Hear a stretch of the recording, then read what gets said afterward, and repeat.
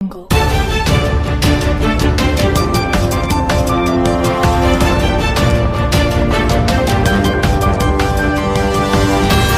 Jungle.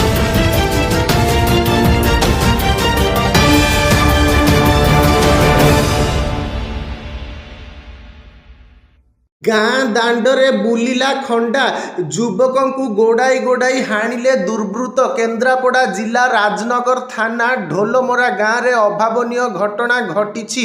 ଆହତ ଯୁବକ ହେଲେ ଦିବ୍ୟରଞ୍ଜନ ସାମଲ। ସେ ଦୋକାନ ବନ୍ଦ କରି ଘରକୁ ଫେରୁଥିବା ବେଳେ ସେହି ଗାଁର କିଛି ଲୋକ ଅଟକାଇ ଗାଳିଗୁଲଜ କରିଥିଲେ। ପରେ ଉଭୟଙ୍କ ମଧ୍ୟରେ ବଚସା ହୋଇଥିଲା। ଏଥିରେ ରାଗିଯାଇ ଦିବ୍ୟରଞ୍ଜନଙ୍କୁ ସଂଘବଦ୍ଧ ଆକ୍ରମଣ କରିଥିଲେ କିଛି ଯୁବକ। ତାଙ୍କୁ ଗୁରୁତର ଅବସ୍ଥାରେ ରାଜନଗର ନିଆଯାଇଥିଲା। ସେଠାରୁ ଭୁବନେଶ୍ୱରକୁ ସ୍ଥାନାନ୍ତର କରାଯାଇଛି।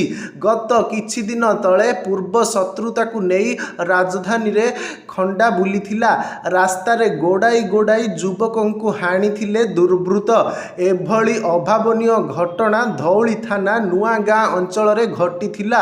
ଦୁର୍ବୃତ୍ତଙ୍କ ଖଣ୍ଡା ଚୋଟରେ ଯୁବକଙ୍କ ମୁଣ୍ଡ ଓ ହାତରେ ଗୁରୁତର ଆଘାତ ଲାଗିଥିଲା। ଆହତ ଯୁବକ ଥିଲେ ସୁବୁନଧୀର। ଗୁରୁତର ଅବସ୍ଥାରେ ତାଙ୍କୁ କ୍ୟାପିଟାଲ ହସ୍ପିଟାଲରେ ଭର୍ତ୍ତି କରାଯାଇଥିଲା।